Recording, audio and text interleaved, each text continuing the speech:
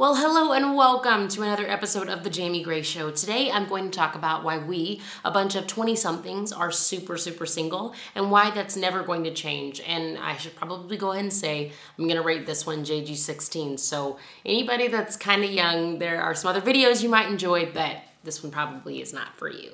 Brr. Okay, so why am I single? I did a whole video about it called Boys, like forever ago. And then I wrote a whole book called Boys, and it's been amazing, like the response from that. So thank you guys for all your support and encouragement over the years. But today I want to talk about why we as a bunch of 20-somethings are still so single. I do want to say up front that I am a Christian, and so that is the perspective that I speak from. But also I am someone that desires marriage. And this is something that I have noticed in the 20-somethings in my community, and the 20-somethings in my own life, also in all of my travels, the 20-somethings that I meet as I travel, and some of the 30-somethings as well. Number one, guys really don't pursue anymore. And I'm being so honest, a lot of the guys that I meet are just kind of in this mindset of, oh, if I hang out with her enough, or if I invite her, to be in groups, she'll kind of catch on to the hint that I'm interested. If I spend 3, 4, 5 years, liking her photos, then that'll be, no. Like, texting is not pursuing a girl, and hanging out is not dating a girl. Like, you and a girl going to Starbucks to get coffee does not count as you pursuing her heart. She might think that maybe something's going on, but until you are upfront and honest with her and you say, hey, this is what I'm pursuing, this is what I'm interested in, like, come on, bud. You cannot just hang out with a girl or text her or at her on Snapchat and think that you're doing something. You better walk up to her and say, I would like to get to know you because I think you're cute or something. I don't know exactly what you're supposed to say. I'm not a guy. I don't have a script for you. Number two, girls don't let guys pursue. Now, again, this is not every girl in the world, but I know a lot of young women that are just very chill about it. They'll call him all the time or text him all the time or like a bunch of photos or send him a bunch of stuff on Snapchat or kind of follow him around or chase him a little bit. And no. He does not need your permission to pursue you. If he wants to, he will. And if he doesn't want to, then don't try to get a guy to do something that he doesn't want to do. Don't force a guy into a relationship that he doesn't want to be in. And if you've reached a point in your life where the guys around you are just not pursuing you, it's quite possible that maybe none of those guys are supposed to be pursuing you. And on the other end of guys pursuing, I know that there are also the women that can be very tough and very strong, and that's okay because we as women, especially like young professional women, we have to be tough sometimes, and we have to be strong, and we have to be a little sassy when we need to, but it's okay to let him open the door, to let him pay for the food. That does not mean that you are weak. It's just allowing him to be a gentleman for you, and trust me, you're gonna want that. A third reason why I believe that a lot of young people are so single is that a lot of us can be very consumed with purity, which I think is amazing, but I think it's bad when we're only consumed with physical purity and we're not concerned with keeping our minds and our hearts clean. I heard this song called Perfect by One Direction, and the lyrics literally say, I might never be your knight in shining armor, I might never be the one you take home to mother, and I might never be the one who brings you flowers, but I can be the one tonight. Oh no, sir.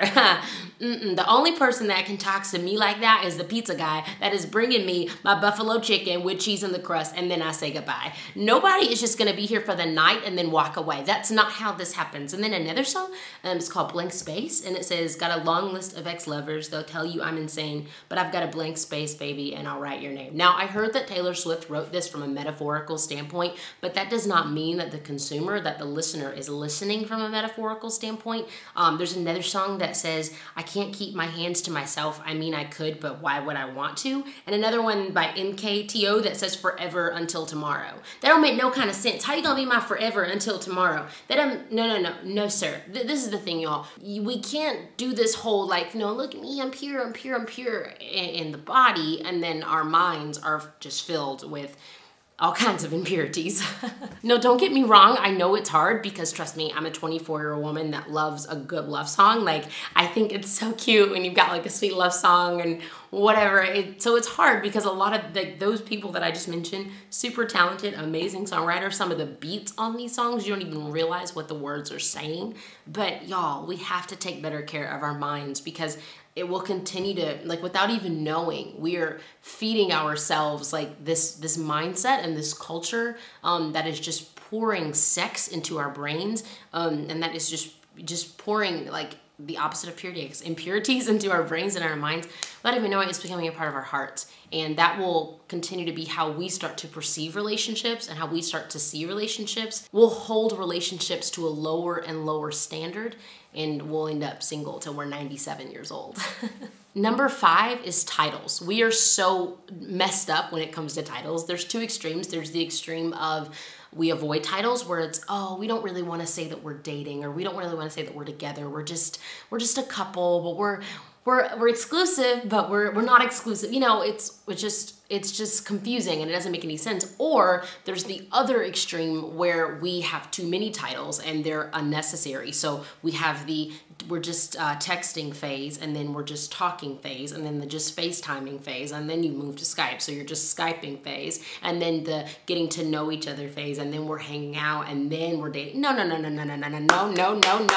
If you want to be in a relationship with someone, you just need to call it what it is. You just need to go ahead and like pursue her, and girls, allow them to pursue you, and work towards something. And if you find out that it's not what you wanted, like, I'm not saying to just go and just date the world and break up every 5 minutes, but if it's not working out, then ask the Lord for grace and patience as you decide to go your separate ways. And number 6, we're just straight up not intentional. If you've ever watched a Jamie Grace video about this topic at all, then you know that that is a word I use all the time. Well, I think a lot of young people would actually verbalize, I don't want to be married right now. I don't want to be married until I'm 30. That's completely okay. God could totally change your heart. But I think we need to understand that dating is the process in which you see if you're compatible with someone, which, I mean, as life is naturally progressive, you would eventually marry that person. And I think we need to start to realize that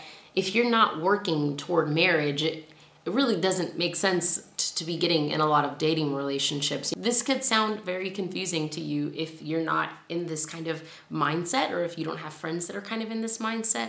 Or you could be watching this going, oh my goodness, like, I know someone like that, or I'm experiencing that. I think something that happens when we're not open and honest and upfront about our intentions and about our goals, we can end up in relationships or in these like pre-relationships where both people aren't on the same page, and both people, or maybe just one person, ends up getting hurt in the end. Hey, as I say in most of my videos about dating and relationships, I want to make sure that I encourage you guys that it is completely possible. It is completely beautiful and biblical, and again, possible to be 100% content where you are in your singlehood and where the Lord has you, but to also desire something else. But to know that if the Lord doesn't bring it to pass, that everything's going to be okay. I do have a question of the week. Actually, it's a 2-part question. One, do you guys have my devotional for singles? It is like really cheap, like $15 or something like that. I don't know, but it's like a 3-part series for young adults that are single. Well, not just young adults, but it's like a 3-part series for single people. The second part of my question is, why do you think so many young people are single? I don't think it's bad to be single. I just think it's interesting how so many people are single, yet they desire to not be single. I just think it's interesting. So why do you think that we are all single? Okay, guys, I hope you had an amazing weekend, and I hope you have a fantastic week. I will see you soon. Miss you already. Okay, bye.